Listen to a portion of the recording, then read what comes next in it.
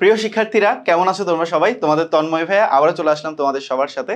আজকে তোমাদেরকে নিউটনিয়ান বলবিদ্যার আরেকটা ইম্পর্টেন্ট কনসেপ্ট নিয়ে আমরা কথাবার্তা বলবো। সেই কনসেপ্টের নাম হচ্ছে ভরবেগ, সংঘর্ষ এবং ভরবেগের নিত্যতা। সো নর্মালি আমরা ভরবেগ বলতে কি বুঝি? নর্মালি আমরা ভরবেগ বলতে বুঝি ভর এবং বেগের যে গুণফলটা, সেটাই হলো ভরবেগ। সো নিউটন ভরবেগের নিত্যতার একটা চমৎকার সূত্র দিয়েছেন। আমরা আজকে সেই বেসিক জিনিস থেকে শুরু করে আমরা ভরবেগের নিত্যতা এই জিনিসটা জানবো এবং এই রিলেটেড কয়েকটা প্রবলেম সলভ করে তোমাদেরকে দেখাবো এবং ক্লাস শেষে থাকবে তোমাদের সবার জন্য একটা ইম্পর্ট্যান্ট হোমওয়ার্ক। সো চলো শুরু করা যাক। প্রথমত আমরা যদি ভরবেগের বিষয়টাতে যদি আসি, আমরা সবাই কি জানি? আমরা সবাই জানি ভরবেগ হচ্ছে তোমার ভর এবং বেগের যে গুণফল, ভর গুণ বেগ, তাই না? ভর এবং বেগের যে গুণফল, এটাকে আমরা সম্মিলিতভাবে কি বলে থাকি? ভরবেগ বলে থাকি। সম্মিলিতভাবে আমরা এটাকে ভরবেগ বলে থাকি। ভরকে আমরা এম দ্বারা ডিনোট করি, বেগকে ভি দ্বারা। সো ভরবেগকে আমরা এম ভি দ্বারা ডিনোট করে থাকি। অ্যান্ড আমরা যদি ওয়ান ওয়ার্ডে ভরবেগকে প্রকাশ করি, দ্যাট ইজ পি।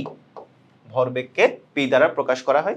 অলসো আমরা এটাও জানি যে ভরের একক হচ্ছে আসলে কেজি। ভরের এককটা যদি আমরা দেখি তাহলে ভরের এককটা হচ্ছে কেজি, আর বেগের যে একক, বেগের এককটা হচ্ছে metre per second. So ultimately ভরবেগের একক হচ্ছে কেজি মিটার পার সেকেন্ড। আমরা যদি ভরবেগের মাত্রাটাও দেখতে চাই, এগুলো খুবই বেসিক লেভেলের জিনিস। সো ক্লাস স্টার্ট করার আগে আমরা একক মাত্রা এই জিনিসগুলোর সাথে একটু পরিচয় হই। এরপর আস্তে আস্তে আমরা বেসিক যে রুট লেভেল থেকে শুরু করে আস্তে আস্তে আমরা ইম্পর্টেন্ট লেভেলগুলোতে যেতে থাকবো। সো আজকের টপিকের যে কনসেপ্ট, এই কনসেপ্টটা তোমাদের জন্য খুবই ফ্যামিলিয়ার একটা কনসেপ্ট, বিকজ ভরবেগ, সংঘর্ষ এগুলো নিয়ে তোমরা এসএসসি লাইফেও পড়ে আসছো। সো কনসেপ্টে তোমাদের খুব বেশি প্রবলেম হবে না, বাট প্রবলেম যখন সলভ করতে যাবা দেখবা বিভিন্ন টাইপের কনসেপ্ট আসবে। সো সেই কনসেপ্টগুলো নিয়ে আমরা আজকে আলোচনা করব।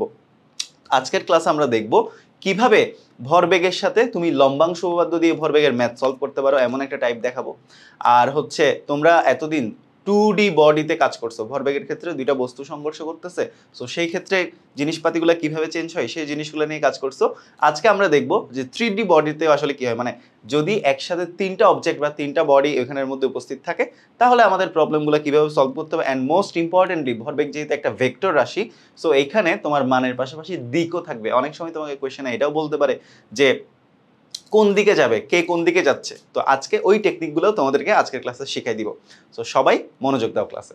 তো মাত্রাটা যদি আমরা একটু দেখে আসি, তো মাত্রা সমীকরণ লেখার জন্য আমাদের থার্ড ব্র্যাকেট দেওয়া লাগে। ভরের মাত্রা হচ্ছে ক্যাপিটাল এম, আর বেগের মাত্রা হচ্ছে এল টি ইনভার্স 1। ঠিক আছে, এই যে এখান থেকে আসে ভরের এই যে এম এস ইনভার্স 1 থেকেই বেসিক্যালি সেই জিনিসটা চলে আসে। তো আমরা মোটামুটি দেখলাম যে ভরবেগের মাত্রা হচ্ছে এম এল টি ইনভার্স 1। তো এটা হচ্ছে ভরের মাত্রা, আর এল টি ইনভার্স 1 হচ্ছে তোমার বেগের মাত্রা। তো যাই হোক, আমাদের এটা হলো ভরবেগের মাত্রা। তো অল রাইট, আমরা ভরবেগ কি জানলাম, ভরবেগের একক কি জানলাম, ভরবেগের মাত্রাটা কি জানলাম। অল রাইট, আমরা এখন তাহলে কি দেখব? আমরা এখন দেখব হলো ভরবেগের সংরক্ষণশীলতা নীতিটা আসলে কি বলছে। তো ভরবেগের সংরক্ষণশীলতা নীতিটা দেখার আগে আমরা কিছু কিছু জিনিস দেখতে চাই এখানে। সেটা হলো বাহ্যিক বল প্রয়োগ করা না হলে, এটা মোস্ট ইম্পর্ট্যান্ট একটা হুক লাইন। ভরবেগের নিত্যতাতে মোস্ট ইম্পর্ট্যান্ট লাইন হলো এটা, যে তুমি কোনো একটা অবজেক্টের উপর এক্সটার্নাল কোনো ফোর্স যদি অ্যাপ্লাই না করো। এক্সটার্নাল কোনো ফোর্স অ্যাপ্লাই করা না করা বলতে বোঝাচ্ছি, ধরো একটা গাড়ি যাচ্ছে, তো ওই গাড়ির উপর আমি বাইরে থেকে হাত দিয়ে কোনো ফোর্স অ্যাপ্লাই করলাম না, বা কোনো কিছু দিয়ে আমি এক্সটার্নাল কোনো প্রেশার, এক্সটার্নাল কোনো ফোর্স আমি ওই গাড়ির উপর অ্যাপ্লাই করলাম না। তো ভরবেগের নিত্যতার ক্ষেত্রে আমাদের প্রথম জিনিস যেটা মনে রাখতে হবে সেটা হচ্ছে no external force should be applied. আমি কোনো এক্সটার্নাল ফোর্স অ্যাপ্লাই করব না। সো বাহ্যিক কোনো বল প্রয়োগ না করা মানে আমার মাথায় রাখতে হবে যে এফ এক্সটার্নাল ইজ ইকুয়াল 0, এইটা আমাদের মাথায় রাখতে হবে। সো ভরবেগের সংরক্ষণশীলতা নীতির জন্য এই কনসেপ্টটা খুবই important, F external is always 0। So বাহ্যিক কোনো ফোর্স যদি তুমি অ্যাপ্লাই না করো, তাহলে যে কোনো একটা সংঘর্ষের পূর্বে যে মোমেন্টামটা থাকবে পরেও একই মোমেন্টামটা থাকবে। সেই জিনিসটা আমরা প্রুফ করেও দেখাবো, কোনো সমস্যা নাই। সো এটাই বলতে হবে সংঘর্ষ মানে কি। মনে করো তুমি যে কোনো একটা অ্যাক্সিডেন্ট, দুইটা গাড়ি একটা আরেকটাকে মেরে দিল, ঠিক আছে, অ্যাক্সিডেন্ট হলো, একজন আরেকজনকে মেরে দিল, সংঘর্ষ হলো। ঠিক আছে, একটা এম ভরের বস্তু ইউ বেগে যাচ্ছিল, আরেকটা M2 ভরের বস্তু ভি বেগে যাচ্ছিল, সো M1 ভরের বস্তুটা M2 ভরের বস্তুটাকে আঘাত করলো, সংঘর্ষ করলো। এটার পরে অনেক ধরনের সিনারিও হতে পারে। সো ওই জিনিসপাতিগুলো নিয়ে বেসিক্যালি আজকের ক্লাসে আমরা আলোচনা করব। সো সেটাই বলতেছিলাম যে বাহ্যিক কোনো ফোর্স যদি অ্যাপ্লাই না করো, মানে এফ এক্সটার্নাল যদি 0 হয়, তাহলে সংঘর্ষের পূর্বে সিস্টেমের টোটাল অ্যামাউন্ট অফ মোমেন্টাম আর সংঘর্ষের পরে ওই সিস্টেমের টোটাল অ্যামাউন্ট অফ মোমেন্টাম সংরক্ষিত থাকবে, কনজার্ভড থাকবে। That is conservation law of momentum বা ভরবেগের নিত্যতা। অলরাইট, সো এইখানে দেখো বাহ্যিক বল বলতে আমরা কি বোঝাচ্ছি, এখানে আমরা কয়েকটা প্যারামিটারের জিনিসগুলোকে ফিক্স করছি, যেহেতু আমাদের বইগুলোতে একদম বিশদ আকারে বর্ণনা থাকে, তো ওই জিনিসগুলোর একদম কনসাইজ ভার্সন যদি তুমি দেখো, বাহ্যিক বল সিস্টেমের বাইরে থেকে বল প্রয়োগ করা, যেটা আমরা ভরবেগের নিত্যতার জন্য করব না। অলরাইট, এরপর সংঘর্ষ। সংঘর্ষের সংজ্ঞায় যদি যাই, সংঘর্ষ আসলে কি, মানে ফোর্সের ইন্টারাকশন, একটার সাথে আরেকটার ফোর্স ইন্টারাক্ট করতেছে, অ্যাক্সিডেন্ট হইলো, সংঘর্ষ হইলো, মারামারি হাতাহাতি হইলো, so that is the kind of সংঘর্ষ। একটা ফোর্সের সাথে আরেকটা ফোর্সের ইন্টারাকশনের মাধ্যমে কি হয়, সংঘর্ষ হয়। অলরাইট, সিস্টেম, তো যে দুইটা জিনিসের মধ্যে ইন্টারাকশন হচ্ছে, যাদের মধ্যে ফোর্সের আদান প্রদান হচ্ছে, ওটাই হলো কি, ওটাই হলো সিস্টেম। অলরাইট, এরপর হচ্ছে তোমার ফাইনাল যে কথাটা, সেটা হলো কনজারভেশন অফ মোমেন্টাম, মানে সংঘর্ষের পূর্বে, এই যে এম ইউ মানে সে মানে ভরবেগ বুঝাইছে, ভর গুণ বেগ মানে ভরবেগ বুঝাইছে, আর এম গুণ ভি এটাও ভরবেগ বুঝাইছে। তো এটা হচ্ছে সংঘর্ষের পূর্বের ভরবেগ, আর এটা হচ্ছে সংঘর্ষের পরের ভরবেগ। সো আমি যদি এটাকে ডিফাইন করি, তাহলে দেখো কি আসে, এটাতে যেটা আসে সেটা হলো, এটা হচ্ছে সংঘর্ষের আগের ভরবেগ, সংঘর্ষের আগের ভরবেগ, আর এই জিনিসটা হলো হচ্ছে সংঘর্ষের পরের ভরবেগ।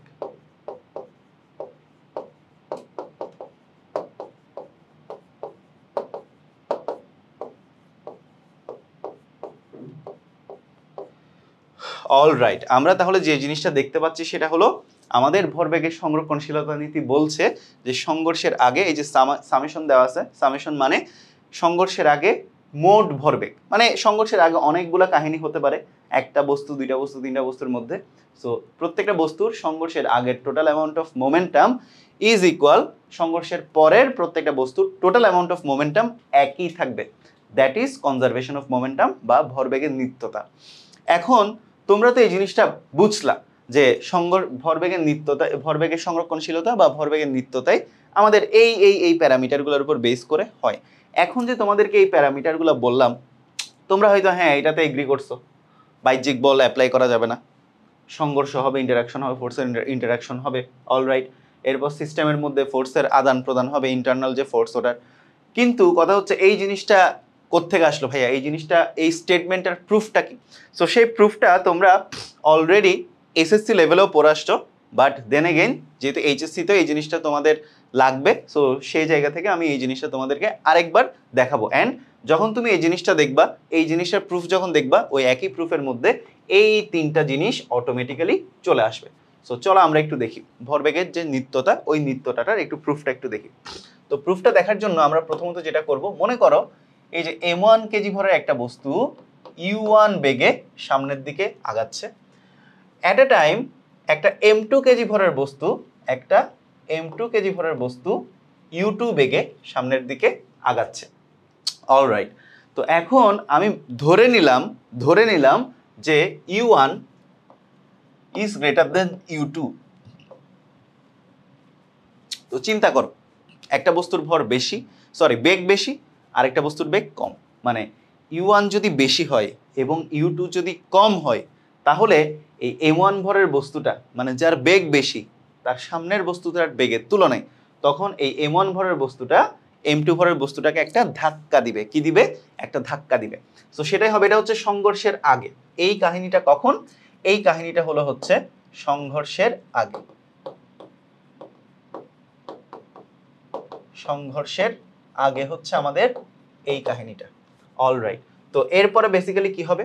এরপর বেসিক্যালি যেটা হবে সেটা হইলো এই m1 কেজি ভরের বস্তুটা m2 কেজি ভরের বস্তুটাকে একটা ধাক্কা দিবে। এই যে একটা m1 কেজি ভরের বস্তু কি করলো, এই m2 কেজি ভরের বস্তুটাকে একটা ধাক্কা দিল, ঠিক আছে? সো m1 কেজি ভরের বস্তুটা এই যে এইভাবে m2 কেজি ভরের বস্তুটাকে একটা ধাক্কা দিল, which is f1। অলরাইট, তো এখন আমরা সবাই নিউটনের থার্ড ল জানি, প্রত্যেকটা ক্রিয়ার একটা সমান এবং বিপরীত প্রতিক্রিয়া আছে। তো M1 যখন M2 কে একটা ধাক্কা দিল F1 বলে, তো সিমিলারলি M2 ও কি করবে, M2 ও তখন M1 কে একটা F2 বলে ধাক্কা দিবে। এখানে আমাদের যেটা বিবেচ্য বিষয় সেটা হচ্ছে আমাদের এই ক্রিয়া এই প্রতিক্রিয়া দুইটা ইকুয়াল অ্যান্ড অপোজিট অ্যামাউন্টে হয়। মানে M1 কে F1 F1 বলে M2 কে যে বলটা দিছে, মানে যে বলে ধাক্কা দিছে, M2 একই বলে বিপরীত দিকে ধাক্কা দিছে, ক্রিয়া ইকুয়াল বিপরীত প্রতিক্রিয়া এখানের মধ্যে আসলে হলো। তার মানে আমরা এখান থেকে একটা জিনিস ক্লিয়ার যে according to Newton third law, according to Newton third law আমরা কি পাচ্ছি, নিউটনের থার্ড ল থেকে পাচ্ছি যে F1 is equal minus F2, মানে ক্রিয়া সমান বিপরীত প্রতিক্রিয়া। অলরাইট, তো এটা হচ্ছে সংঘর্ষের সময়। এই জিনিসটা কখন, এই জিনিসটা হলো সংঘর্ষের সময়। এখন সংঘর্ষের পরে তাহলে কি হচ্ছে, সংঘর্ষের পরে তাহলে কি হবে? তো একটা জিনিস একটু দেখো, যেহেতু দুইটা বস্তু একই দিকে যাচ্ছিল, একটা আরেকটাকে ধাক্কা দিচ্ছে, এন্ড দেওয়ার পর দেখা গেল যে বস্তু দুইটা তাদের শেষ বেগ নিয়ে আবারও একই দিকে চলা স্টার্ট করলো। V1 বেগে চলতেছে M1, আর M2 মনে করো V2 বেগে অগ্রসর হচ্ছে। অলরাইট, তো এটা ছিল তোমার সংঘর্ষের আগে, আর এটা হচ্ছে সংঘর্ষের সময়, আর এটা হচ্ছে সংঘর্ষের পরে। আমি একটু লিখে ফেলি।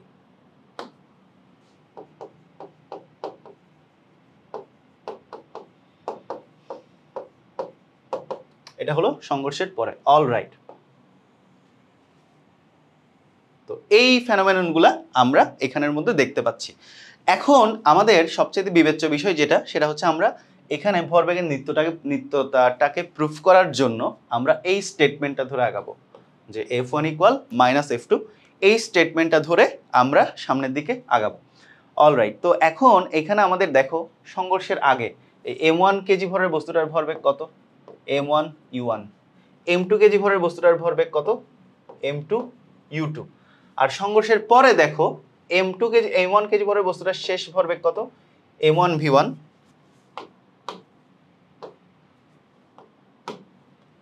M1 V1, আর M2 কেজি ভরের বস্তুটার শেষ ভরবেগ M2 V2। দেখো M1 U1 M2 U2 এটা হচ্ছে সংঘর্ষের আগে ভরদ্বয়ের আদি ভরবেগ, আর M1 V1 M2 V2 এগুলো হচ্ছে সংঘর্ষের পরে শেষ ভরবেগ। অলরাইট, তো এখন আসো আমরা এই যে সংঘর্ষের সময় থেকে এই কেস থেকে জানলাম যে F1 সমান মাইনাস F2। এখন আমরা যদি একটু সামনের দিকে আগাই, F1 সমান কি, F1 সমান আমরা জানি MA, তাহলে M1 A1 is equal minus M2 A2। Alright, তো আমরা কি দেখতে পাচ্ছি, আমরা দেখতে পাচ্ছি M1 A1 সমান মাইনাস M2 A2, কারণ এই যে F ইকুয়াল MA আমরা সবাই জানি, ওই ফর্মুলা থেকে আমরা অ্যাকর্ডিংলি লিখতে পারি, লিখলাম। তো এখন আসো, এখন আমরা দেখি ত্বরণ মানে কি, ত্বরণ মানে হচ্ছে বেগের পরিবর্তন, তাই না? তো দেখো আমাদের A1 যেহেতু, তাহলে আমাদের প্রথম বস্তুটার ত্বরণ, প্রথম বস্তুটার শেষ বেগ জানি, আদি বেগ জানি, তাহলে আমরা ত্বরণটা বের করতে পারি কিভাবে, যে V1 minus U1 by T is equal minus M2 A2 সমান আমরা লিখতে পারি V2 minus U2 divided by T। Alright, তো এখন আমরা পরের লাইনে যদি যাই, দেখো আমাদের উভয় দিক থেকে কি কাটা যায়, সময়টা আসলে চলে যায়। অলরাইট, তো সময়টা যাওয়ার পর আমাদের আসলে কি অবশিষ্ট থাকে দেখি। তো এখানে আসো, তাহলে এখানে আর কি থাকে, M1 V1 minus M1 U1 is equal minus M2 V2 মাইনাসে মাইনাসে প্লাস M2 U2। অলরাইট, তো এখান থেকে আমরা লিখতে পারি দেয়ারফর, আমরা যদি একটু পক্ষান্তর করি, M1 U1 plus M2 U2 is equal M1 V1 plus M2 V2।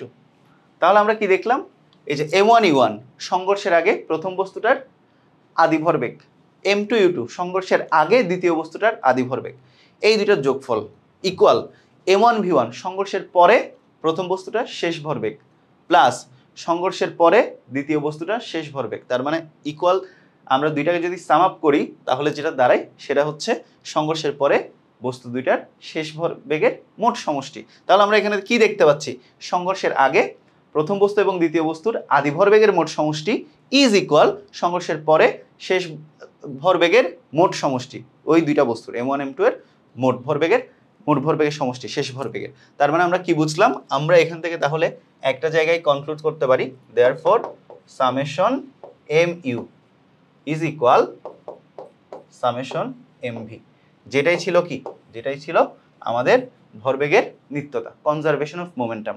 তাহলে তোমরা এই স্টেটমেন্টের প্রুফটা বুঝলা, অ্যান্ড এই স্টেটমেন্টের প্রুফটা খুবই কমন, তোমরা এসএসসি লেভেলেও পড়ে আসছো।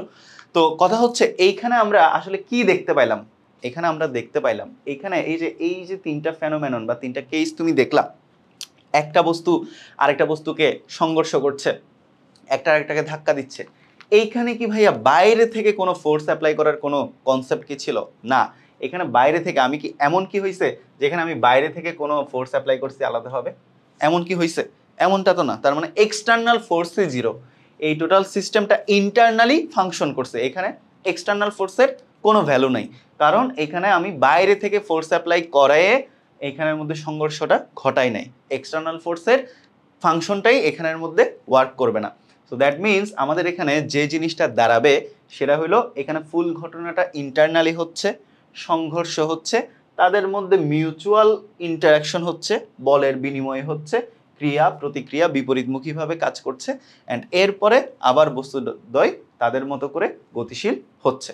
সো আলটিমেটলি আমার এই প্রুফটার মাধ্যমে প্রিভিয়াস যে স্টেটমেন্টগুলো ছিল এই স্টেটমেন্টগুলো আলটিমেটলি প্রুভেন হয়ে গেল। সো এটাই হচ্ছে আসলে ভরবেগের সংরক্ষণশীলতা নীতি। তো এখন কথা হচ্ছে, ফর এক্সাম্পল এই জিনিসটাও আমরা বুঝলাম, এই জিনিসটা আমরা বুঝলাম, এটাও বুঝলাম। এখন মনে করো আমরা এরপরে এই ধরনের ক্যালকুলেশন তো দেখবই, একই সাথে আমরা দেখব দুইটা বস্তু মনে করো সংঘর্ষ করলো, সংঘর্ষ করার পরে তারা মনে করো একসাথে একই বেগে যেতে থাকলো, তখন আমাদের আসলে কেসটা কি দাঁড়াবে। তো সেটা দেখার জন্য আমাদের এরকম একটা ম্যাথ, তো চলো এই ম্যাথটা একটু দেখে নিই। আমাদের এখানে বলা হচ্ছে যে একটা গাড়ি, এই যে একটা নীল গাড়ি, এটা ভর হচ্ছে 400 কেজি, এটা 20 মিটার পার সেকেন্ড বেগে যাচ্ছে, আর এই গাড়িটার ভর হলো 500 কেজি, এটা 10 মিটার পার সেকেন্ড বেগে যাচ্ছে। তো এখন এখানে বলছে যে সংঘর্ষ হওয়ার পর গাড়ি দুইটা একত্রে চলতে থাকে, তার মানে এই M1 আর এটা হলো M2, এটা হচ্ছে সংঘর্ষের আগে, এন্ড সংঘর্ষের পরে কি হয়, সংঘর্ষের পরে যেটা হয় এই M1 আর M2 একসাথে মিক্স হয়, এরপর তারা ভি বেগে চলতে থাকে। সো এই ক্ষেত্রে তাদের মিলিত বেগটা কত, মানে আমাদের এই বেগটা কত সেটাই আমাদেরকে বের করতে বলা হচ্ছে। তো আমরা কি করতে পারি, আমরা এটা সলিউশনটা কিভাবে করতে পারি একটু দেখো। আমরা সবাই কি জানি, আমরা সবাই জানি M1 U1 plus M2 U2, তাই না? তো চলো ওই ক্যালকুলেশনটাতেই যাই। M1 U1 plus M2 U2 is equal, যেহেতু এখন দুইটা বস্তু একসাথে মিলে একটা ভেলোসিটিতে যাচ্ছে, তার মানে আমি লিখতে পারি M1 plus M2 into V. Alright, so আমি এখন সেই জিনিসটাই দেখব। তাহলে দেখো এই যে M1 এর ভ্যালু কত, M1 এর ভ্যালু হচ্ছে আমাদের 400, U1 এর ভ্যালু কত, U1 হচ্ছে আমাদের এই যে এটা হচ্ছে আমাদের U1, এটা হচ্ছে আমাদের M1, এটা হচ্ছে আমাদের U2, এটা হচ্ছে আমাদের M2। সো 400 গুণ কত 20, U1 এর ভ্যালু হচ্ছে 20, যোগ M2 কত, M2 হচ্ছে আমাদের 500, 500 ইন্টু 10 ইজ ইকুয়াল 400 যোগ 500 ইন্টু ভি। সো এই জিনিসটা এখন আমরা যদি ক্যালকুলেট করি তাহলে আমাদের ভি এর একটা মান চলে আসবে। সো ক্যালকুলেট করে তোমরা অবশ্যই এই জিনিসটা জানাই ফেলবা যে কত আসে। তো এই জিনিসটা ক্যালকুলেট করলে যা আসবে তাই হচ্ছে অ্যান্সার, 400 আর 500 যোগ করলে 900। সো 900 ভি ইজ ইকুয়াল 400 গুণ 20, তার মানে কত আসে 8000 আসে, যোগ 500 গুণ 10, তার মানে কত আসে 5000 আসে। সো আলটিমেটলি এখান থেকে তোমাদের ভি এর ভ্যালুটা বের হয়ে যায়। সো কত আসে আমরা একটু দেখি, এখানের মধ্যে আমরা সেম জিনিসটা ক্যালকুলেট করলাম, কত আসলো আমাদের 14.4 মিটার পার সেকেন্ড আসলো। So 14.4 metre per second will be the correct answer. তাহলে আমরা আনসারটা কত পাইলাম, আমরা অ্যান্সারটা পাইলাম হলো 14.4 metre per second. So I think এই অঙ্কটা, এটা খুবই সহজ একটা অঙ্ক। সো এই অঙ্কটা তোমাদের হোপফুলি ক্লিয়ার। তো আমরা আস্তে আস্তে একটু অ্যাডভান্সের দিকে যাব।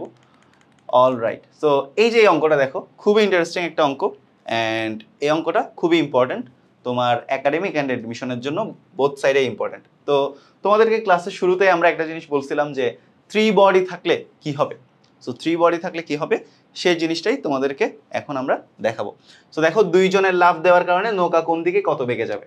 তো এখানে বেসিক্যালি যে জিনিসটা হচ্ছে সেটা হলো, এখানের মধ্যে দেখো একজন বালক একজন বালিকা বসে আছে, বালিকার ভর হচ্ছে 70 কেজি আর বালকের ভর হচ্ছে 80 কেজি, অ্যান্ড তারা যে নৌকাটাতে আসলে বসে আছে সেই নৌকাটার ভর হলো 300 কেজি। All right. সো এখন এখানে বেসিক্যালি যে জিনিসটা হচ্ছে সেটা হলো, এই বালকটা 3 মিটার পার সেকেন্ড বেগে এই দিকে লাফ দিচ্ছে, এই বালিকাটা 5 মিটার পার সেকেন্ড বেগে এই দিকে লাফ দিচ্ছে। তো আমাদেরকে কোয়েশ্চেনে এই জিনিসটাও বলে দিয়েছে যে বালকটা যেদিকে লাফ দিচ্ছে, আমরা যদি এটাকে একটা স্থানাঙ্ক ব্যবস্থা চিন্তা করি, সো এটা হচ্ছে আমাদের পজিটিভ এক্স অ্যাক্সিস অ্যান্ড এটা হচ্ছে আমাদের নেগেটিভ এক্স অ্যাক্সিস। সো আমরা সেখানে দেখতে পাচ্ছি যে বালকের দিকটা আমরা যদি পজিটিভ ধরে নেই, অ্যান্ড বালিকা যেহেতু বালকের বিপরীত দিকে লাফ দিচ্ছে, সো বালিকার দিকটা আমরা নেগেটিভ ধরে নিব। All right. তো এখানে আমাদের কথা হচ্ছে, কোয়েশ্চেনটা হলো দুইজন যদি লাফ দেয়, মানে দুইজন দুই দিকে লাফ দিচ্ছে।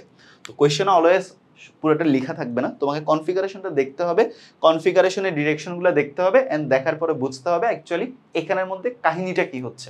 All right. সো এখানে আমরা দেখতে পাচ্ছি যে একটা বালক একটা বালিকা যখন দুই দিকে লাফ দিচ্ছে, দুই দিকে লাফ দিচ্ছে, তখন অ্যাকচুয়ালি এই নৌকাটা থার্ড পারসন, মানে নৌকাটা কোন দিকে কত বেগে যাবে। তো সেই জিনিসটাই আমরা আজকে ফিগার আউট করার ট্রাই করব। তো এইখানে বেসিক্যালি আমাদের 3 বডি নিয়ে কাজ কারবার। সো ভরবেগের নিত্যতা শুধুমাত্র 2 বডির ক্ষেত্রে অ্যাপ্লিকেবল তা না, 3 বডি 4 বডি এন সংখ্যক বডির ক্ষেত্রেও ভরবেগের নিত্যতাটা তুমি অ্যাপ্লাই করতে পারো। সো নিত্যতার ফর্মুলাটা কি? নিত্যতার ফর্মুলাটা হচ্ছে summation mu is equal summation mv, মানে সংঘর্ষের আগে মোট ভরবেগ আর সংঘর্ষের পরে মোট ভরবেগ। আচ্ছা, তো এখন আমরা একটা জিনিস এইটুক ক্লিয়ার, দেখো একটা জিনিস আমরা ক্লিয়ার লাফ দেওয়ার আগে। তো লাফ দেওয়ার আগে দেখো এই নৌকাটাও কিন্তু স্থির। তো লাফ দেওয়ার আগে নৌকাটার বেগও শূন্য, বালিকাটাও বসেছিল, বালকটাও বসেছিল। তার মানে লাফ দেওয়ার আগে একটা স্থির নৌকাতে একটা বালক একটা বালিকা বসেছিল। তার মানে লাফ দেওয়ার আগে ওই বালক বালিকার এবং নৌকার বেগ আলটিমেটলি 0, মানে তিনজনই স্থির। ঠিক আছে, ওই যে নৌকাতে বসে চিন্তা ভাবনা করতেছে আর কি, তো দেখে বোঝাই যাচ্ছে তারা মেবি সুইসাইড করবে। ঠিক আছে, গ্যাঞ্জাম হয়েছে তাদের মধ্যে, নিজেদের মধ্যে। তো তারা কি করতে চাচ্ছে, তারা মনে করো যে লাফ দিতে চাচ্ছে। ঠিক আছে, এই জীবনে আর বাঁচতে চায় না, এরকম একটা দশা। তো যাই হোক, যেটা হলো সেটা হচ্ছে এই যে বালক বালিকা এবং নৌকা শুরুতে কি ছিল, শুরুতে স্থির। ওই যে বিশাল একটা তুফানের আগে যখন পরিবেশটা একদম শান্ত থাকে, তাই না? তো যেহেতু স্থির, যেহেতু তিনজনেরই বেগ শূন্য, তার মানে কি, তার মানে তাদের ভরবেগটাও শূন্য। কখন? ওই যে ঝড়ের আগে, সংঘর্ষের আগে। ঠিক আছে, তো তার মানে যেহেতু তিনটা সিস্টেমই স্থির ছিল শুরুতে, তাহলে তাদের যেহেতু বেগটা 0 ছিল শুরুতে, আদি বেগটা যেহেতু 0 ছিল, তাহলে আদি বেগ 0 মানে কি, আদি ভরবেগটাও 0, তাই না? তো আদি ভরবেগ যদি 0 হয়, সংঘর্ষের আগে আদি ভরবেগের যোগফলটাও কি হবে, 0 হবে। All right. এখন আসো সামেশন এমভি। তাহলে আমরা এখানে একটা কাজ করতে পারি, সেটা হচ্ছে আমরা এই বালকের ভরকে লিখবো m1, বালিকাকে লিখবো আমরা m2, আর নৌকার ভরকে আমরা দিব m3। Alright, okay. And also আমরা বালকের বেগকে দিব v1, মানে যখন লাফ দিল আর কি। হ্যাঁ, বালিকার বেগকে দিব আমরা v2 এবং নৌকার বেগকে আমরা v3 দিব। বাট আমরা জানি না নৌকাটা আসলে কোন দিকে যাবে। অলরাইট, আমরা জানি না। তো এখন আসো তাহলে এমভি, তাহলে আমরা এভাবে লিখতে পারি প্রথমে m1 v1 plus m2 v2 plus m3 v3। এখন দেখার বিষয়, তাহলে দেখো আমরা এদিক থেকে স্টার্ট করি। বালকের ভর কত, 80, তাহলে 80 ইন্টু বেগ কত, 3, কোন দিকে, পজিটিভ দিকে, পজিটিভ দিকে বেগটা, এই বেগটা কোন দিকে, পজিটিভ দিকে, তাহলে 80 ইন্টু 3 যোগ m2, বালিকার ভর কত, 70 কেজি, 70, v2 কত, 5, কোন দিকে, নেগেটিভ দিকে, তাহলে অবশ্যই কি হবে, অবশ্যই আমাদের এখানে -5 চিন্তা করতে হবে। বুঝাতে পারছি? সো এই পার্টিকুলার জায়গাগুলোতে আমাদের খেয়াল রাখতে হবে। দুইটা অবজেক্ট যদি দুই দিকে যায়, তাহলে বেগের দিকটা বোঝানোর জন্য আমাদের অ্যাকর্ডিংলি পজিটিভ নেগেটিভ ইউজ করতে হইতে পারে। সো এখানে কিন্তু তুমি যদি নেগেটিভ ইউজ না করো, তাহলে কিন্তু অঙ্কটা ভুল হবে। সো এইভাবে আমরা আগাবো। অলরাইট, প্লাস m3 মানে নৌকা। তো নৌকাটার আসলে ভর দেওয়া আছে কত কেজি, 300 কেজি ভর দেওয়া আছে। তাহলে 300, নৌকাটার ভর কত, নৌকার ভর হচ্ছে 300 ইন্টু v3, মানে নৌকার বেগ কত বের করতে হবে। অলরাইট, ইজ ইকুয়াল কত? ইজ ইকুয়াল হচ্ছে 0। তো এখন আমরা একটু দেখি 3 8 24 240 plus minus minus 5 7 35 350 plus 300 v3 is equal 0। Alright, তো এখন আমরা এই জিনিসটা ক্যালকুলেট করি। চলো এই জিনিসটা ক্যালকুলেট করলে কত আসে দেখি। তাহলে 300 v3 ইজ ইকুয়াল, আমি পক্ষান্তর করে ফেলি, 350 মাইনাস 240। তো এখান থেকে আমরা v3 এর ভ্যালুটা ইজিলি ক্যালকুলেট করে ফেলতে পারবো। সো চলো আমি ক্যালকুলেট করে ফেলি, 350 মাইনাস 240, তাহলে আমাদের কত আসে? যত আসে ভাগ 300, তাহলে আসলো 0.36 মিটার পার সেকেন্ড। আমরা নৌকার বেগটা কত বেগে যাবে সেটা ফিগার আউট করে ফেললাম। v3 এর মান যে 0.36, সেটা আমাদের ফিগার আউট করা ডান। এবার তোমরা একটু জানাও তো নৌকাটা কোন দিকে যাবে? কেউ কি বলতে পারবা যে নৌকাটা আসলে কোন দিকে যাবে? তো খুবই সিম্পল, অনেক সময় আমরা এইটুক পর্যন্ত চলে আসতে পারি, কিন্তু নৌকাটা কোন দিকে যাবে সেটা আর বলতে পারি না, পর্যাপ্ত জ্ঞানের অভাব থাকার কারণে। সো আসলে নৌকাটা কোন দিকে যাবে? তো একটা জিনিস খেয়াল করছো, নৌকাটার যে বেগ আসলো, একটা জিনিস দেখো, নৌকাটা কিন্তু এদিকেও যাইতে পারে, এদিকেও যাইতে পারে। এখন আমাদের তাকাতে হবে কোন দিকে? নৌকাটার বেগের দিকে। সো নৌকাটার বেগের দিকে তাকিয়ে আমরা অ্যাকচুয়ালি কি দেখলাম? এই ভ্যালু, যে ভ্যালুটা আসছে, এই ভ্যালুটা কিন্তু পজিটিভ, তাই না? দেখো এখানে কিন্তু নেগেটিভ ভ্যালু আসে নাই, পজিটিভ ভ্যালু আসছে। ভাইয়া নেগেটিভকে আসতে পারতো? হ্যাঁ পারতো, ডিপেন্ড করতেছে। যদি এটা নেগেটিভ না হয় এটা পজিটিভ, এটা নেগেটিভ দিত, তাহলে হয়তো মাইট বি আসতো। তোমরা করে দেখতে পারো। সো এই ভ্যালুটা যে অলওয়েজ পজিটিভ আসবে তা না, নেগেটিভও আসতে পারে according to the question.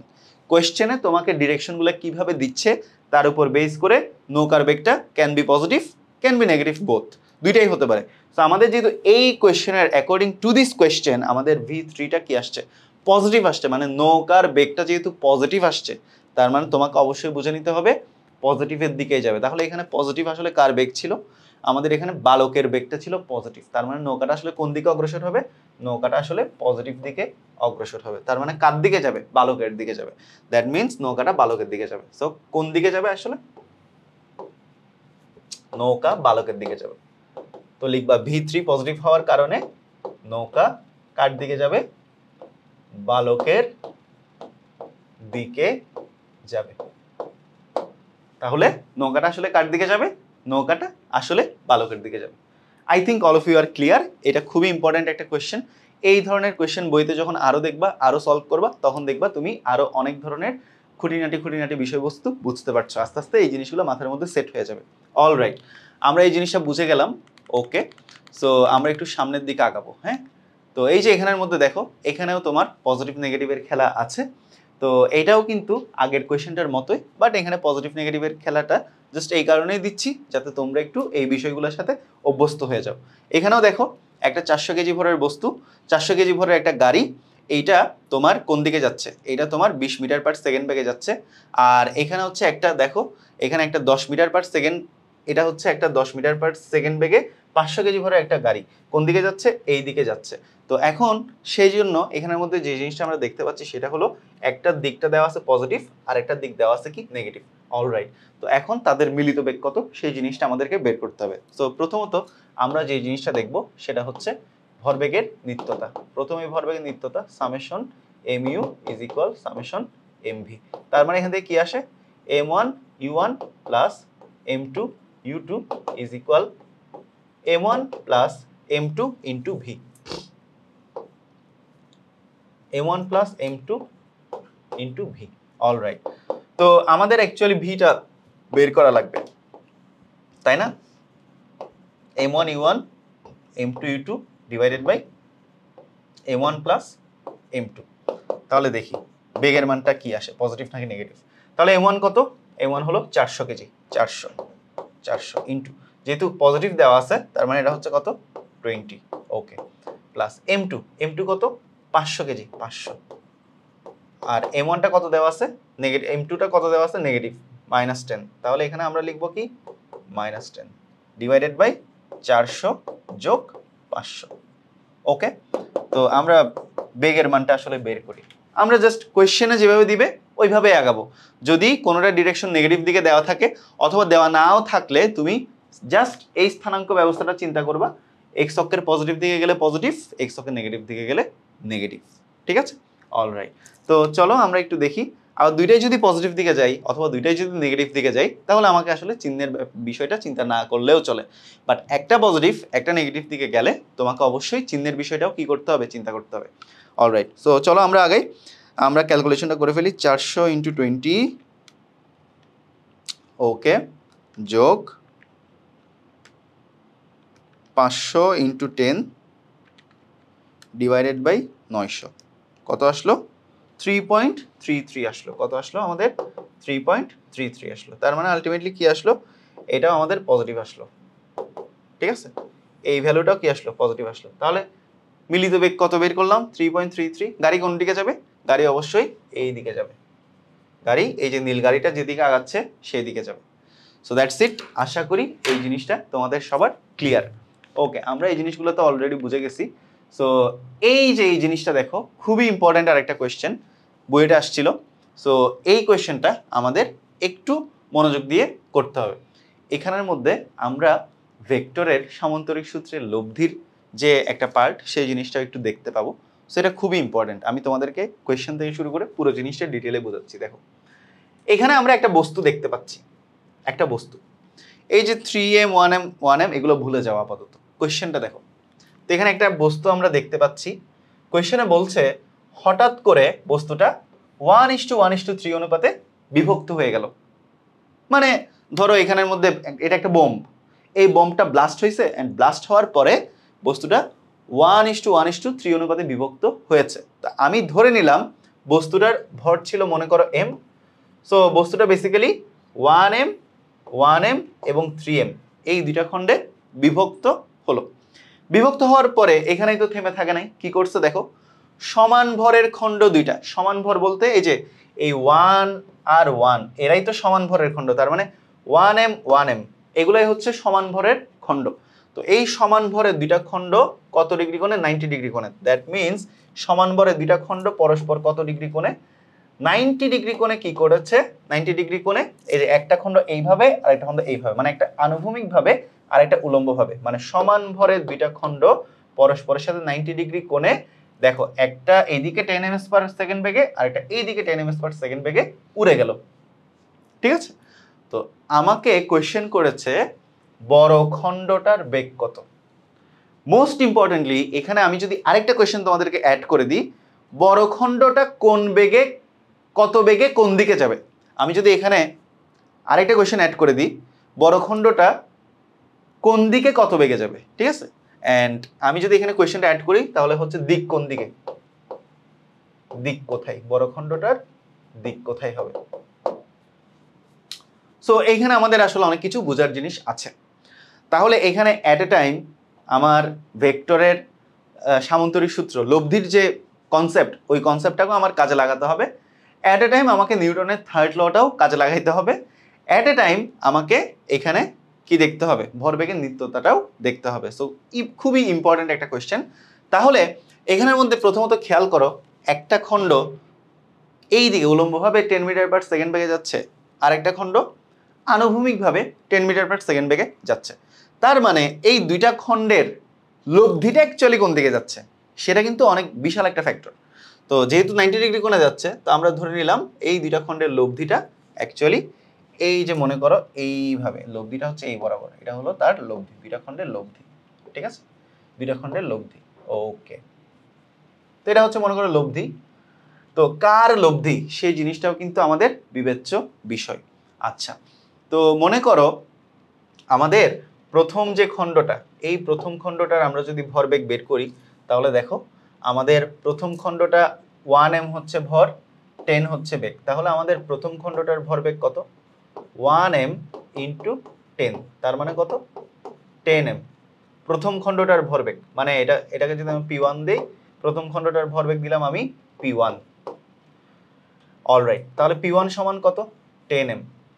Same ভাবে আমরা এখানে যদি p2 বের করতে চাই তাহলে দেখো দ্বিতীয় খণ্ডটার ভর হচ্ছে তোমার কত? 1m, আর দ্বিতীয় খণ্ডটাও 10 মিটার/সেকেন্ড বেগে যাচ্ছে 10, তাহলে কত? 10m। অলরাইট, তো আমরা এই P1 আর P2 বের করলাম, মানে প্রথম খণ্ডটার ভরবেগ বের করলাম, দ্বিতীয় খণ্ডটারও কি বের করলাম, ভরবেগ বের করলাম। তাহলে এটা হচ্ছে তাদের লব্ধি ভরবেগ, সেটা হচ্ছে P। তো আমরা লব্ধি ভরবেগটা ভেক্টরের সামান্তরিক সূত্র দিয়ে বের করতে পারি না? অবশ্যই পারি। কিভাবে? তাহলে আমরা লিখতে পারি P is equal root over P1 square plus P2 square plus 2P1 P2, তাদের মধ্যবর্তী কোণ কত? 90 ডিগ্রি। এই যে আলফাটা, সামান্তরিক সূত্রের আলফাটা কত? cos 90 degree. So cos 90 degree 0, তার মানে বুঝতেই পারছো এই পুরো টার্মটা কি হবে? 0 হবে। ঠিক আছে, এই পুরো টার্মটা 0।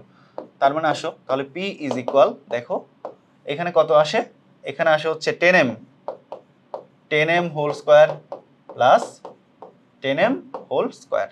ওকে, তো এখানে আমরা দেখতে পাচ্ছি 100m square plus 100m square, তার মানে 200m স্কয়ার। অলরাইট, তো এখানে ফাইনালি আমাদের কি আসবে? 2 গুণ 100, তাহলে 2√10 ইন্টু m। তাহলে আমাদের লব্ধি ভরবেগটা কত? এই যে এই লব্ধি ভরবেগটা হচ্ছে 2√10m। এটা হলো আমাদের লব্ধি ভরবেগ, লব্ধি ভরবেগ। ঠিক আছে, এইটুক পর্যন্ত আমরা মোটামুটি বুঝি। তো what about bigger object? Bigger অবজেক্টটা কি হবে? তো একটা জিনিস খেয়াল করে দেখো, যখন এই দুইটা জিনিস 90 ডিগ্রি কোণে, এই ছোট ছোট ভরগুলা 90 ডিগ্রি কোণে যাচ্ছে, তখন এই যে লব্ধি বেগের যে ক্রিয়াটা, এই ক্রিয়াটাই এই তৃতীয় খণ্ডটার উপরে কি করবে? একটা প্রতিক্রিয়া ফেলবে, একটা ইম্প্যাক্ট ফেলবে, একটা ইন্টারঅ্যাক্ট করবে, একটা ফোর্স এখানের মধ্যে ফেলবে। ওকে, একটা ফোর্স এখানের মধ্যে দিবে। তো আমরা লিখতে পারি যে এই যে এই 3m ভরের বস্তুটা, মনে করো এই 3m ভরের বস্তুটা এই দিকে মনে করো v বেগে আগাচ্ছে। তো তার মানে এই 3m ভরের বস্তুটা যদি v বেগে এই দিকে আগায়, তাহলে আমরা কি দেখতে পাচ্ছি যে এই বস্তুটার ভরবেগ যদি আমরা p3 হিসেবে চিন্তা করি, তাহলে এটার ভর হচ্ছে কত? 3m, আর বেগ হচ্ছে কত? v। তাহলে আমরা লিখতে পারি 3mv, এটা হচ্ছে p3। তাহলে আমরা কি দেখতে পাচ্ছি? এই যে যেদিকে যাচ্ছে এটা হচ্ছে ঠিক তার বিপরীত দিকে যাচ্ছে, তাই না? এই যে p যেদিকে, p3 বিপরীত দিকে, তার মানে এই যে এই লব্ধিটা এইটার উপরে অলরেডি একটা প্রতিক্রিয়া বল ফেলবে। তাহলে ক্রিয়া সমান প্রতিক্রিয়া। তাহলে আমরা কি লিখতে পারি? তাহলে আমরা লিখতে পারি যে 3mv ইজ ইকুয়াল কত? 2√10m। ঠিক আছে, 3mv ইজ ইকুয়াল কত? 2√m। তো আলটিমেটলি আমাদের দুই পাশ থেকে কে কে চলে যাবে? আমাদের m চলে যাবে। তাহলে আমাদের আর কি থাকে? v ইজ ইকুয়াল কত? 2√10 divided by 3 metre per second. এটাই হলো আমাদের অ্যান্সার, এটাই হলো আমাদের অ্যান্সার। তাহলে কোন দিকে যাচ্ছে? এই যে লব্ধিটা অ্যাকচুয়ালি যেদিকে, ঠিক তার ওই দুইটা বস্তু যেভাবে 90 ডিগ্রি কোণে যাচ্ছিল, তার লব্ধিটা যেদিকে ছিল ঠিক তার বিপরীত দিকে যাচ্ছে। অ্যান্ড তুমি যদি ওই জিনিসটা ক্রিয়া প্রতিক্রিয়ার কনসেপ্ট দিয়ে দেখাতে চাও, তুমি এখানে একটা মাইনাস ইউজ করতে পারো, ভিটা মাইনাস আসবে, তার মানে আমরা ইজিলি বুঝে যেতে পারবো যে লব্ধির বিপরীত দিকে বস্তুটা আগাচ্ছে। সো এটাই হচ্ছে বড় খণ্ডটার বেগ। তো that is the answer actually. তো ভাই এটা খুবই ইম্পর্টেন্ট একটা কোয়েশ্চেন ছিল, আশা করি তোমরা সবাই এই জিনিসটা ঠিকঠাক মতো বুঝতে পারছো। চলো আমরা আরেকটা কনসেপ্ট একটু দেখে আসি। এই জিনিসটা তো দেখতে পেলা, সো চলো আমরা আরেকটা কনসেপ্ট একটু দেখে আসি। এই যে এই জিনিসটা আরেকটা ইম্পর্টেন্ট কোয়েশ্চেন। তো দেখো, গুটির শেষ বেগ কত? কোয়েশ্চেন জাস্ট এইটুক, তোমাকে কোয়েশ্চেন দিবে এইটুক, কিন্তু কনফিগারেশনে তোমার কোয়েশ্চেনটা লুকায়িত থাকবে, তোমাকে কনফিগারেশন থেকেই কোয়েশ্চেনটা আসলে ফিগার আউট করে নিতে হবে। তো দেখো, এখানে আমরা জাস্ট ক্যারাম খেলো না তোমরা? ছোটবেলায় অনেকে ক্যারাম খেলছো, ক্যারামের স্ট্রাইকার দিয়ে গুটিকে হিট করো। তো এখানে ওই রকমই একটা কেস এখানের মধ্যে আমরা দেখতে পাচ্ছি। কি দেখতে পাচ্ছি? দেখো, এখানে আমরা দেখতে পাচ্ছি একটা স্ট্রাইকার, ক্যারামের স্ট্রাইকার ডেফিনেটলি, যার ভর হচ্ছে 100 গ্রাম। এটাকে আমরা যদি কেজিতে কনভার্ট করে দেই, তাহলে 100 × 10⁻³ আমরা সরাসরি লিখে দিই 0.1 কেজি। ওকে, 0.1 কেজি। অলরাইট, আর এটা হচ্ছে একটা গুটি 10 গ্রাম, তার মানে 0.01 কেজি। ওকে, তো দেখো একটা স্ট্রাইকারকে তুমি যখন স্ট্রাইকার দিয়ে গুটিকে হিট করলা, 20 মিটার পার সেকেন্ড বেগে একটা গুটিকে যখন হিট করলাম, তো কি হলো, যে জিনিসটা হলো সেটা হচ্ছে এই স্ট্রাইকারটা দেখো 30 ডিগ্রি কোণে কোন দিকে, এইদিকে 5 মিটার পার সেকেন্ড বেগে যাচ্ছে স্ট্রাইকারটা। এইদিকে কে যাচ্ছে, বেসিক্যালি এইদিকে যাচ্ছে স্ট্রাইকারটা, এইদিকে যাচ্ছে স্ট্রাইকারটা যাচ্ছে স্ট্রাইকারটা। আর গুটিটা নিচের দিকে থিটা কোণে এইদিকে বি মিটার পার সেকেন্ড বেগে যাচ্ছে। তো এখন গুটি কোন দিকে যাচ্ছে, স্ট্রাইকার কোন দিকে যাচ্ছে, সেটা তো তুমি এই কোয়েশ্চেন থেকে বুঝতে পারছো না, বাট এখানে যে কোয়েশ্চেনটা দিছে গুটির শেষ বেগ কত, তো আমরা দেখতে পাচ্ছি এখানে শেষে একটা বেগ দেওয়া আছে 5, একটা বেগ দেওয়া আছে ভি। তো 5 তো একটা ভ্যালু দেওয়া আছে, ভি তো দেওয়া নেই, তার মানে এই ভিটাই হলো গুটির শেষ বেগ। অ্যান্ড ভি এর ডিরেকশন কোন দিকে, নিচের দিকে, দ্যাট মিনস গুটিটা নিচের দিকে যাচ্ছে।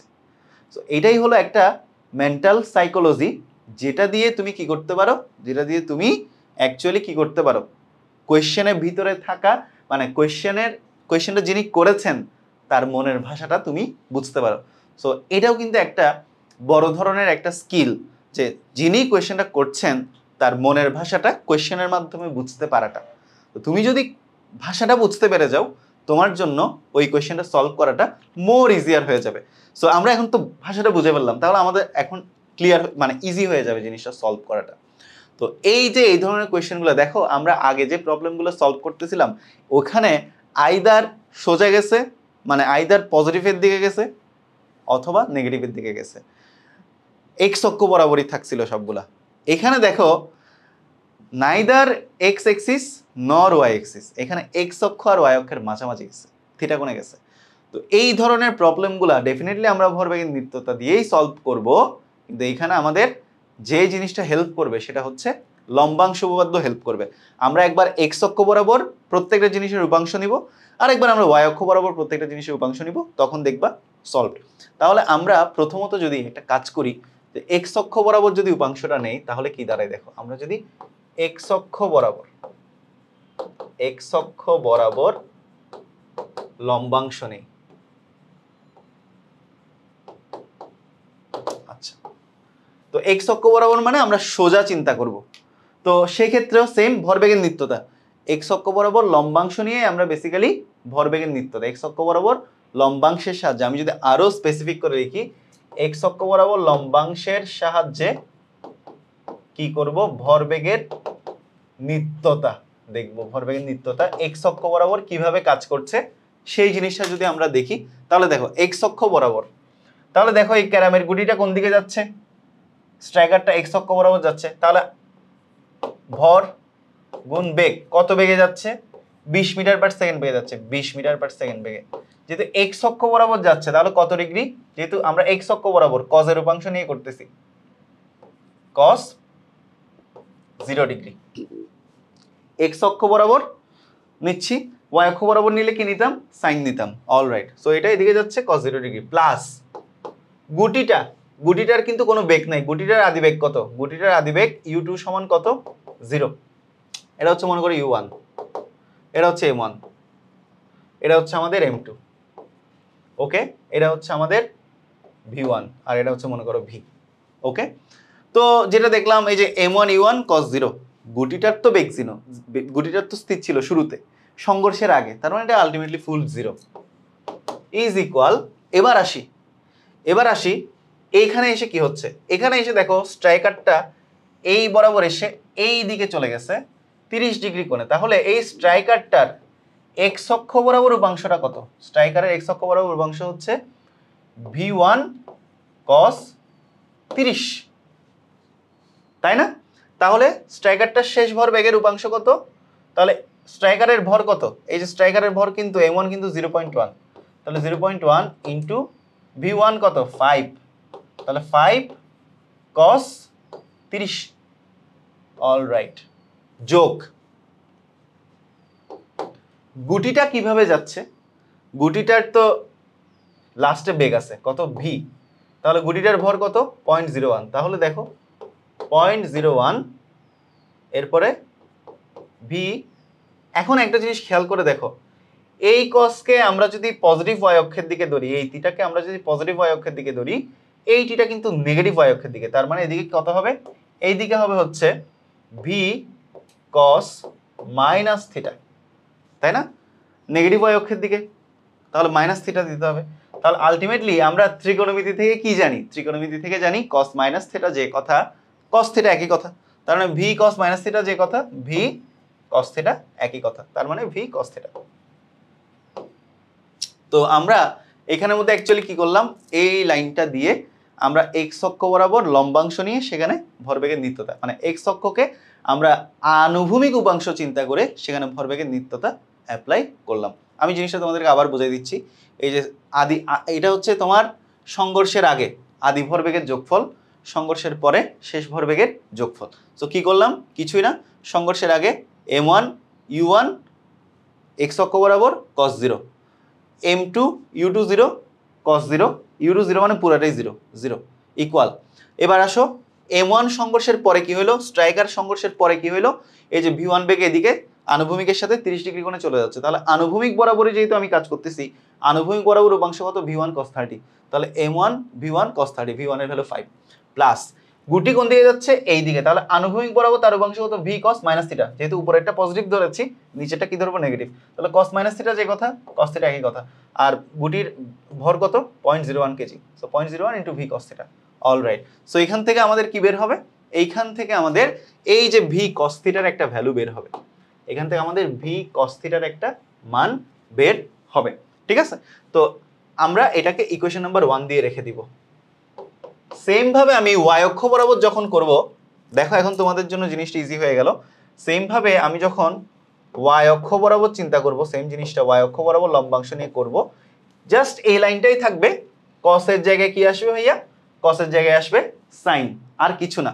তাহলে আসো এই যে 0.1 into 20 sin 0 is equal 0 to 0, এটা লেখার দরকার নাই, 0.1 ইন্টু 5 sin 30 যোগ 0.01 ইন্টু ভি সাইন। এখন এখানে আসো, মনে করো আমি এখানের মধ্যে দেখতেছিলাম ভি কস মাইনাস থিটা সমান কস থিটা, কিন্তু সাইন মাইনাস থিটা সমান তো আর সাইন থিটা না, তাহলে সাইন মাইনাস থিটা যে কথা, সাইন থিটা এই কথা, কারণ ওই যে ওয়াই অক্ষ বরাবর নিয়ে যখন কাজ করব, এখানে দেখো এই ভি ওয়ানের জন্য সাইন থিটা যেমন এই যে V one sine theta, sine 30 degree যেমন উপরের দিকে কাজ করতেছে, এই যে এটা 30, তাহলে এইদিকে v1 cos 30 আর লম্ব বরাবর v1 sin 30। তাহলে এখানে দেখো b cos মাইনাস থিটা যেমন আনুভূমিক দিকে, তাহলে উলম্ব বরাবর কি v sin মাইনাস থিটা, তার মানে এখানে আমাদের মাইনাস থিটাটা অবশ্যই দেওয়া লাগবে। তো আলটিমেটলি আমাদের এই লাইনটা তখন কেমন হয়ে যাবে, এই লাইনটা তখন হয়ে যাবে হচ্ছে 0.1 ইন্টু 20 sin 0 ডিগ্রি, তাহলে দেখো 0.1 ইন্টু 5 sin 30 ডিগ্রি, এই যে সাইন মাইনাস থিটা যে কথা, মাইনাস সাইন থিটা এই কথা, প্লাস আর মাইনাসে মাইনাস হবে, এটা 0.01 V sine theta, 0.01 V sine theta. তো এটাকে আমরা দিব হচ্ছে ইকুয়েশন নাম্বার কত, 2। তো এখান থেকে আমাদের ভি সাইন থিটা বের হবে, তাহলে দেখো আমাদের এই ইকুয়েশন থেকে বের হবে হচ্ছে ভি কস থিটার একটা মান, আর এই ইকুয়েশন থেকে আমাদের বের হবে ভি সাইন থিটার একটা মান। তো আমরা নেক্সট স্লাইডে যদি একটু এই স্লাইডটা দেখো, এই স্লাইডটা I think all of you are clear. এই স্লাইডে আশা করি কোনো প্রবলেম নাই, আমরা জাস্ট এক্স অক্ষ বরাবর আনুভূমিক উপাংশ নিয়ে এই পুরো ঘটনাটাকে অ্যানালাইসিস করলাম, এরপর ওয়াই অক্ষ বরাবর উলম্ব উপাংশ নিয়ে আমরা ফুল ঘটনাটাকে অ্যানালাইসিস করলাম, তাহলে আমরা ক্যালকুলেশন করে ভি কস থিটার একটা ভ্যালু পাবো, ভি সাইন থিটার একটা ভ্যালু পাবো। চলো আমি নেক্সট স্লাইডে যাই।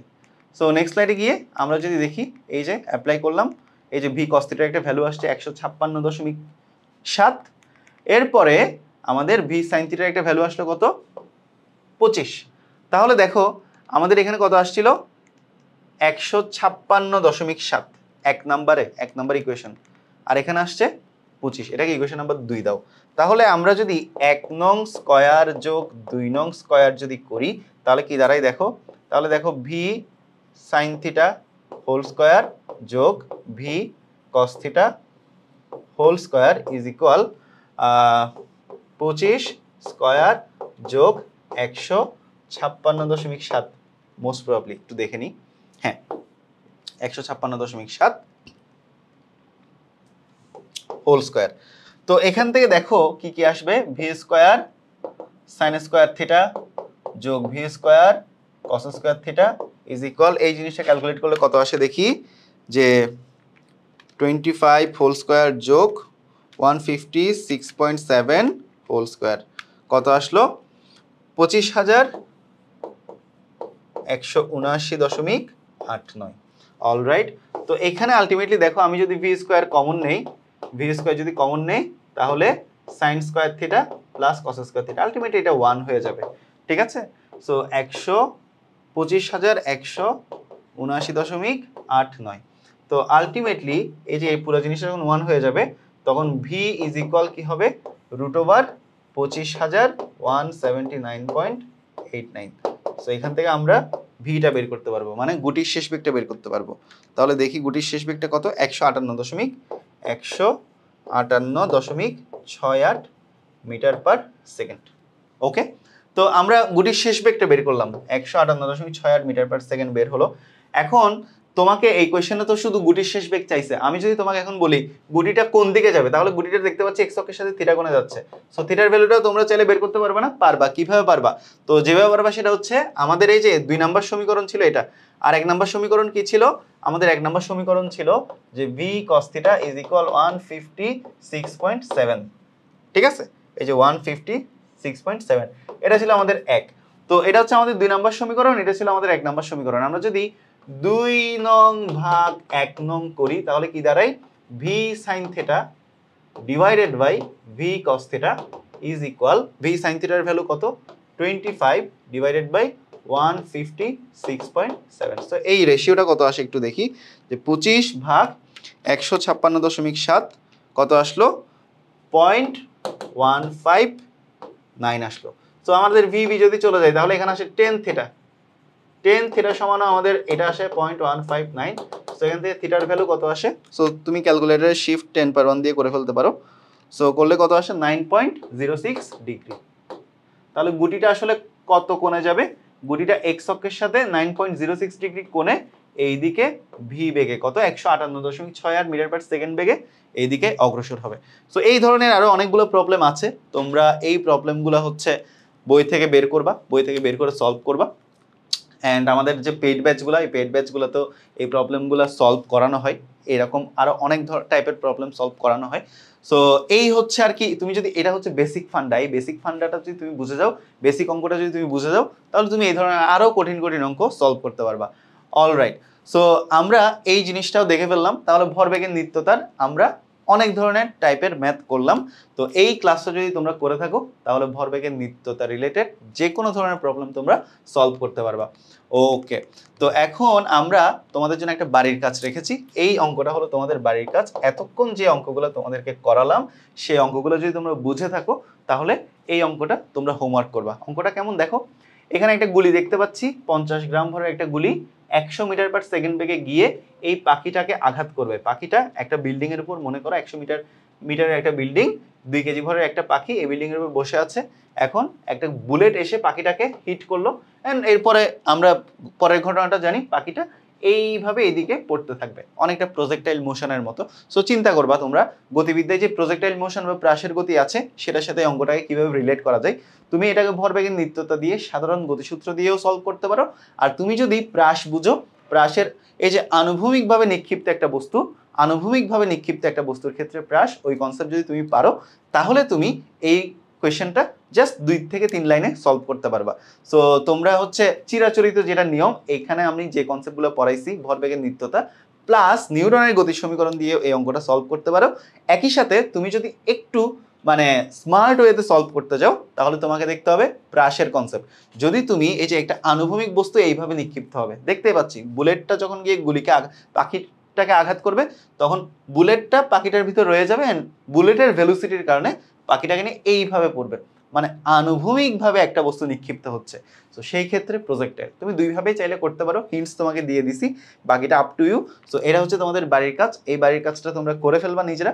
অ্যান্ড আজকের মতো তাহলে আমি আমার আজকের ক্লাসটা এখানেই শেষ করলাম। সো আজকের ক্লাসে আমরা কি কি আলোচনা করলাম, ভরবেগের নিত্যতা নিয়ে আলোচনা করলাম, আমরা সংঘর্ষ নিয়ে আলোচনা করলাম, আমরা বিভিন্ন টাইপের ম্যাথ দেখলাম, যে নর্মাল মেথডগুলো কেমনে হয়, 2D বডিতে সংঘর্ষ কিভাবে কাজ করে সেই জিনিসগুলো দেখলাম, 3D বডিতে সংঘর্ষ কিভাবে কাজ করে সেই জিনিসগুলো দেখলাম। এছাড়াও তোমার যদি এক্স অক্ষ বা ওয়াই অক্ষ বরাবর না গিয়ে যদি এক্স আর ওয়াই অক্ষের মাঝামাঝি যায়, তাহলে লম্বাংশ দিয়ে কিভাবে তুমি ভরবেগের নিত্যতা সলভ করবা সেই জিনিসগুলোও দেখলাম, বাড়ির কাজও দিলাম। সো আজকের ক্লাসটা তোমাদের কেমন লেগেছে তোমরা অবশ্যই কমেন্টে জানাই দিবা। অলসো তোমাদের নেক্সট ক্লাস দেখার আমন্ত্রণ জানিয়ে আমি আজকের মতো এখানেই বিদায় নিচ্ছি। নেক্সট ক্লাসে আমরা আরও ইম্পর্টেন্ট জিনিসপাতি নিয়ে আলোচনা করব। আজকের মতো এখানেই বিদায়, সবাই ভালো থাকো, সুস্থ থাকো, ধন্যবাদ সবাইকে।